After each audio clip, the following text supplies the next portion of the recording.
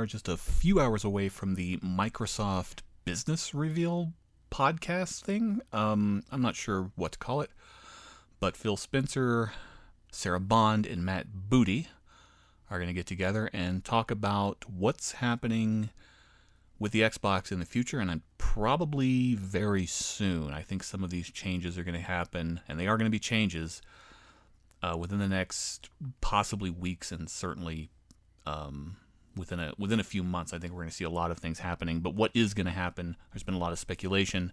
I'm going to go over a lot of the rumors, what I think is going to happen, and why it's going to happen. Now, a few weeks ago, I told people that, and actually this is probably about 2 months ago, I said that Hi-Fi Rush was not coming to the PlayStation and the Switch. And when I said that, there was a caveat behind it, and that was that it would be the only game. There's simply no reason to bring that game to other platforms. It's not going to be a huge seller. Number one, it's been out for a while. Number two, it's considered a free game because it's been on Game Pass. And how much, if you sell it for $10, but why would Microsoft, a trillion-dollar company, multi-trillion-dollar company, sell a game for $10? If they're going to do this, they're going to be expecting a lot of money, and it just didn't make sense to me. However, if it's part of several games going multi-platform, then it makes a little more sense, as it could be about getting exposure for Microsoft Game Studios. So now I've relaxed that idea that it's not going to happen, and certainly the evidence would prove otherwise anyways. And the other two games that have been heavily rumored are Sea of Thieves and Pentiment. And again, individually, I would say there's no chance of those going multi-platform. Maybe Sea of Thieves, because it's got a ton of players. But Pentiment, that's a strange one. But again, what's the common denominator here? Number one, these are 3 games that'll run on the Switch. So I understand that. And number two, you start putting these games out there, and these are all very well-reviewed games. You start getting some exposure and some acknowledgement for Microsoft Game Studios. And I think more than dollars for sales, this might be what Microsoft's going for, because Microsoft believes that in 3 years, I don't know how long they believe, I'm hoping 15 or 20 years, because that's how long it's going to take, there's not going to be any gaming consoles being manufactured. We're going to get everything through the cloud. That's what Microsoft is banking on. And it's kind of surprising me because they do a very bad job of promoting xCloud. Most of my friends have no idea it exists. Anytime we're going to play a game, like, oh, I haven't installed yet. I'm like, well, you play it in the cloud. They're like, well, what's that? And I have to explain to them how the cloud works. I understand that it's still kind of in beta. A lot of times you can't even play because there's no hardware available to play on, which is certainly something they'll have to fix as well. But you would think that they would start pushing harder before straight up saying, oh, it's going to put a bunch of games on other platforms. It doesn't make sense to me that they wouldn't basically have everything in the cloud ready to go, Game Pass, everything set up perfectly, and then, okay, now let's bring some games to other platforms to get exposure. People look at these games, say, hey, I like these games.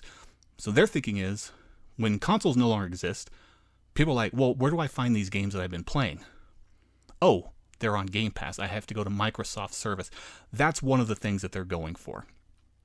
The other thing that they're going for is the mentality of, if we put a game for full price on one platform, they look at it, and then they say, oh, I could just go get this for quote-unquote free if I had a Game Pass subscription. That's a pretty good deal. That's sort of like comparing Blu-ray sales of a movie that releases day one on Netflix. How many people are really going to go buy a Blu-ray for $20 or $30 when they could just, for $15, however much Netflix is, the price changes every week, it seems like. You just go get it on Netflix, just subscribe and watch it. How many times are you going to rewatch it anyways? But speaking of Netflix has, and this is going into sort of a different issue with Microsoft, and this is really the big issue that they're having, where they can't sell software. And I warned them 4 years ago, late 2019, I sent them an email warning them that, hey, Game Pass is great for consumers, but this is going to be really bad for publishers, because I'm telling you right now, Microsoft is having a very difficult time selling games on their platform, and so are third-party publishers. And Microsoft gets 30% of every single game that sells. That's a ton of revenue. We saw a report the other day with Suicide Squad. It was like number 2 or 3 on the PlayStation in their games. On the Xbox, it was like 23rd or 24th. Keep in mind that different scales here, and there's going to be a lot of Game Pass games ahead of that, but all those Game Pass games being ahead of that, that's a big deal because people aren't paying retail for those games, which means Microsoft isn't getting the 30% for every single one of those games sold. Netflix, if you pay attention to what's going on, there is this very interesting blinders mentality that happens with a lot. I mean, millions, maybe hundreds of millions of Netflix subscribers. Go look at the top 10 movies and the top 10 TV shows. Doesn't matter how new it is, how old it is. Everything that's on that top 10 is something that just came to Netflix. Every single thing. People treat Netflix as their only source of entertainment, their only source of TV and movie. So they watch everything that comes out. They're not picky about what they're seeing. They're not like, well, I'm going to have to get this service to watch this, and I'll get this service to watch this. They get Netflix, and they watch Netflix. And Game Pass subscribers are doing the same thing. Whatever comes to Game Pass, that's what they're playing, and they're not even going outside those blinders and looking at other games. Every once in a while they will. Elden Ring, I'm sure, sold really well, but I don't think Baldur's Gate 3 sold all that well.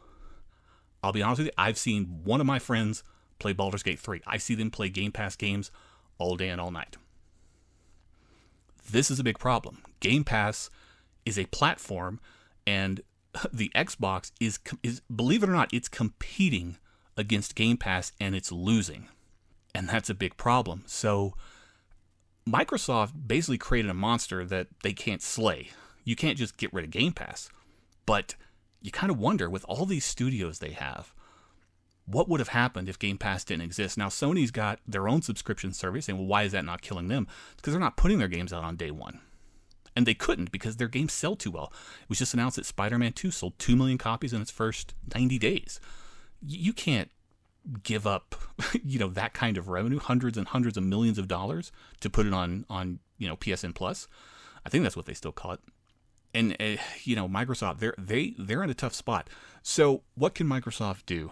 I talked about let's talk about selling consoles, and I've got a couple of interesting ones I want to bring up, interesting games that can help sell consoles. In order to move someone from PlayStation to Xbox, the first thing you need to understand is most PlayStation owners don't even think about Xbox. It's not even a thought in their mind. You need a game that is very transcending. It needs to get out of, you need it to get out of the ecosystem. You need it to kind of get out of there, run off, and tap a PlayStation owner on the shoulder and say, hey, look at me. Look how cool I am. Palworld is the first game in a long time that's done that. That is the first game. It wasn't Forza Horizon, which was fantastic. It wasn't Pentiment, which was great. Grounded, which is probably my favorite game this generation. It wasn't Halo Infinite. It wasn't any of these games. It wasn't Redfall. It wasn't even Starfield. It was Palworld. Palworld is the first game where PlayStation owners are like, I wish I could play that. You know what game it was before that? And you're going to think I'm crazy, but you know what it was? It was High on Life. When that game came to Game Pass, because people were talking about it. I was in a GameStop, and there was an employee in there talking to like 4 or 5 different people that just walked in and they were asking about it because they had heard about it, because it was funny and it was made by the Rick and Morty creator. The PlayStation, if you, in the love of your PlayStation, it's this big stone block. Let's say it's a huge stone block, and you have to chip away at that love of the PlayStation and try to get that Xbox in. You take a little hammer, and with High on Life, just a couple little taps on it and break off a couple little pieces. But something like Palworld was like taking a sledgehammer and smashing that big piece of rock. And you got to keep doing that. You can't do it with 1 game or 2 games. You got to do it for a long period of time. Microsoft isn't giving themselves that opportunity. They said, well, Starfield didn't do it, so let's give up. That's what they're doing. They're basing it off of Starfield, which, look, I enjoyed Starfield, but let's be real. Starfield is not the game we were hoping it would be. It was a disappointing game. It's still, I think, very good for what it is. Someone made a really great point about Starfield. They said, for better or for worse, it's a Bethesda game. And it is. It's exactly what we expect from a Bethesda game. Doesn't have amazing presentation. Some of the visuals are gorgeous, though. Some of those vistas are unbelievable, but it's very imbalanced. When it was announced to be 30 FPS, people flipped out. Same thing happened with Redfall, and I don't know how they released Starfield months later and expect it to be any different. That's a big part of it. That's a big part of the console war. It's like everything's been 60 FPS except 2 Bethesda games. Like, if I'm Phil Spencer, I'm not happy about that. But do you give up because Starfield was a disappointment? And look, you got to be real. This is a big part. A big part of this is Starfield, because if they were planning on going multi-platform 8 months ago, this is what they would have been talking about in those Activision Blizzard hearings. They would have gotten that deal through much quicker if they said, look, we're just going to bring everything to PlayStation and Switch anyway, so what does it matter? That wasn't the plan. And to immediately kind of flip things around, provided it actually happens, we still don't know. Maybe it's nothing. Maybe Microsoft comes out today and says, we're keeping everything exclusive. We don't know. We just don't expect that to happen. But regardless, to put it all on Starfield just seems crazy to me. But Starfield didn't make PlayStation owners jealous. Spider-Man makes Xbox gamers jealous. That's a big IP, and Microsoft having Indiana Jones, I think, is a good thing. Indiana Jones isn't as big as Spider-Man. Blade, that's another one, not as big as Spider-Man, but pretty big, but I think that one's going to be multi-platform too. I know people that bought because of God of War on the PS4. I got a friend who never buys PlayStations. He bought a PS4 because of God of War. It had this aura about it was something really special and you had to have it. The Last of Us, I think, was a game that had that aura. Microsoft doesn't have those auras, and it usually happens with a new IP, with something new, because you can't just do, like, Halo's never going to do that, because it's just sequel. You know what to expect. Doesn't matter how great the sequels are. You got to have something new that feels like something you've never seen before, like Pal World. Pal World's a new IP. And how did Microsoft not go in and buy Pocket Pair a month before that game came out? They could have had that studio for 30 or 40 million. You know what it costs now? Probably $500 million or more, because that's not just a game. That's a TV show. That's a movie. That's merchandise. That's a board game. That's trading cards. That's spin-offs. That's clothing. That's the greatest battle royale game ever, where you drop in and you go through and pick up PAL spheres that have different PALs in them, and you can throw them out and battle other players, trying to see who's the last one. You see a guy, he's got a fire PAL. Let me get if I've got a water PAL, I can go throw it out and beat him with that and stuff like that. That's like the greatest battle royale ever. That would be huge. Overnight, the most popular game in the world. And you can do that with that IP. Microsoft barely promoted the game. It wasn't even listed in the coming soon, and they played it.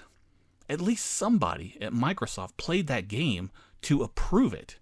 How do you not see how big that's going to be? There's 500,000 people still playing it right now. It's massive. That's a game that made PlayStation owners jealous. It's also interesting because Sony announced that they're not going to have any major releases for another year. The irony, of course, being, I guess they're going to have releases, but it's going to be Microsoft putting games on their platform.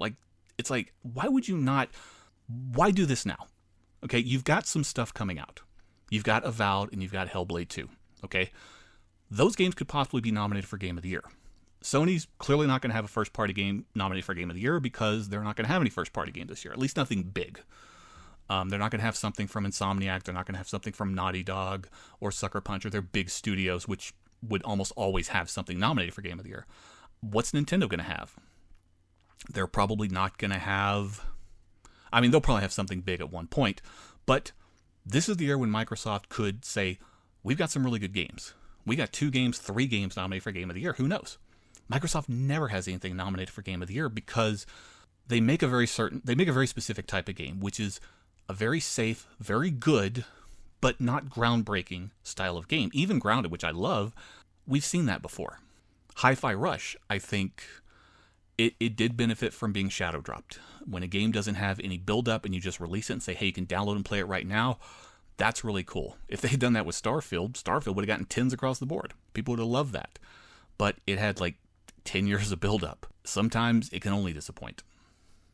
What's Microsoft going to do today? What are they going to say? Well, I would not be surprised if they said Hi-Fi Rush, Sea of Thieves. Sea of Thieves is a weird one because that's a lot of work, but it's a lot of players.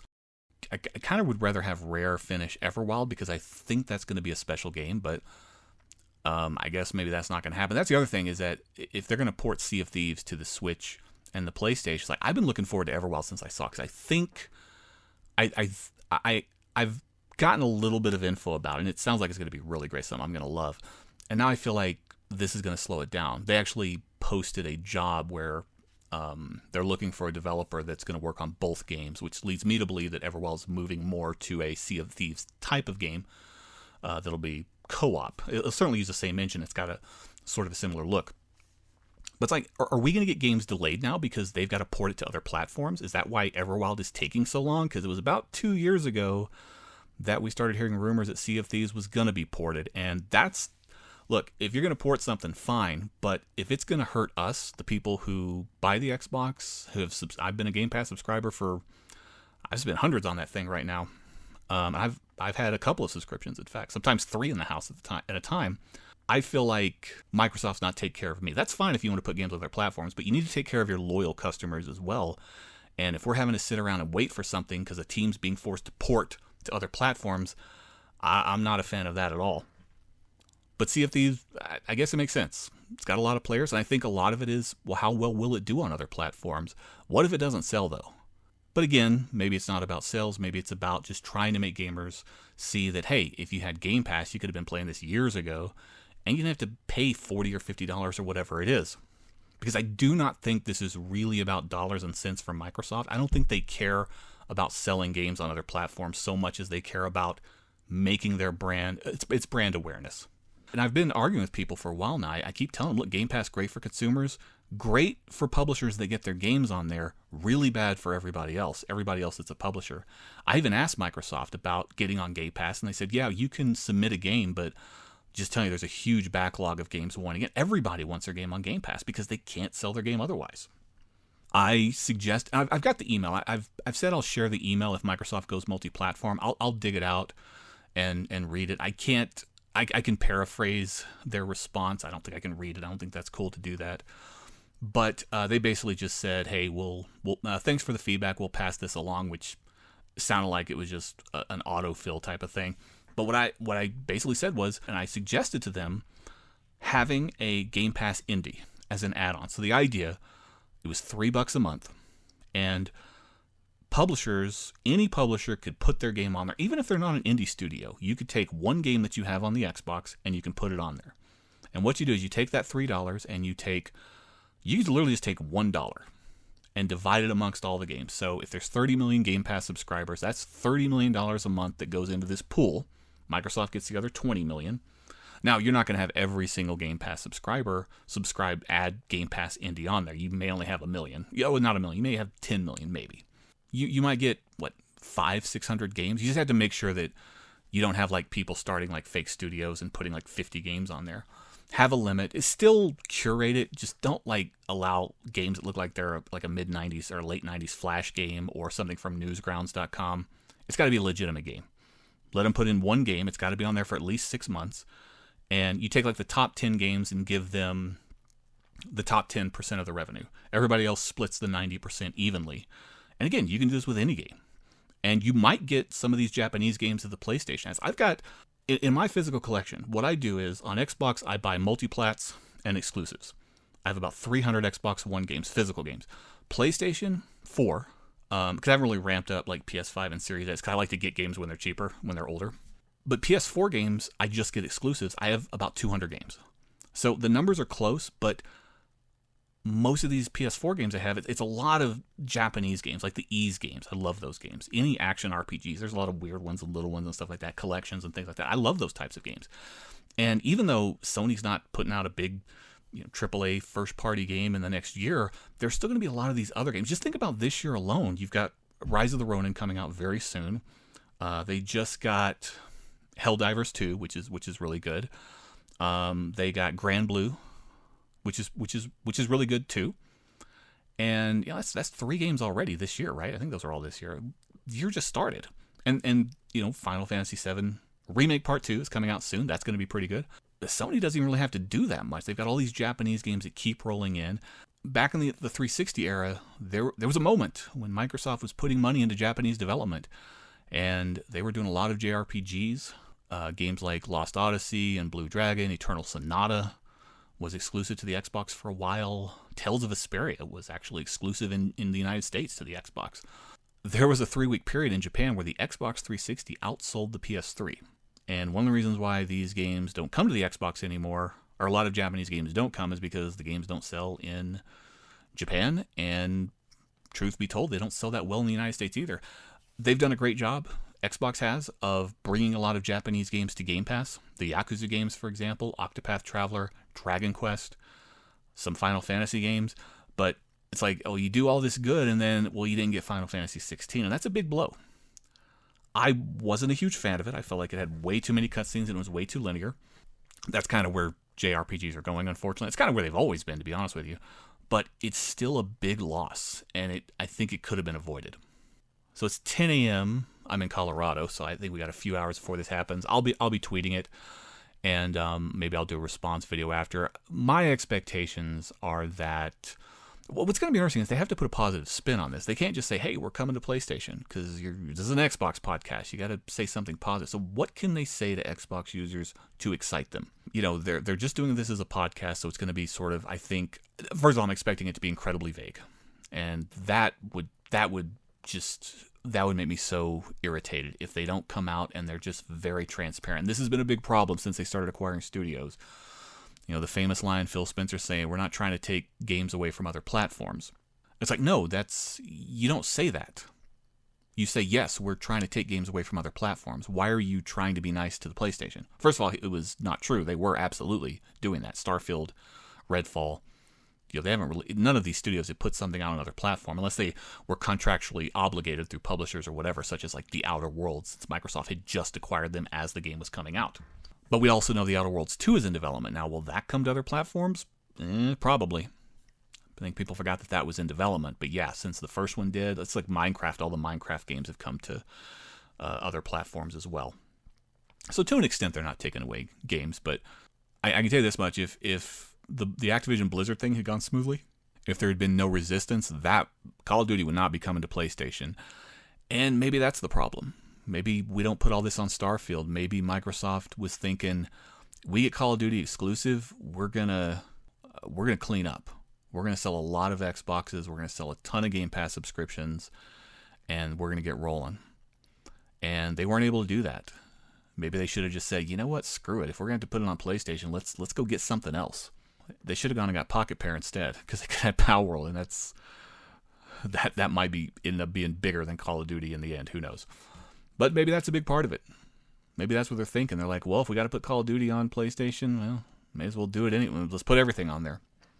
I don't expect them to put everything on there, but I also think if you say that we're going to do timed exclusivity, we're going to just keep all of our games on Xbox for 6 months to a year, I think it diminishes the impact that you're going to have by putting those games on other platforms. It's like, well, what's the point of even doing it? Because by that time, it's an old game.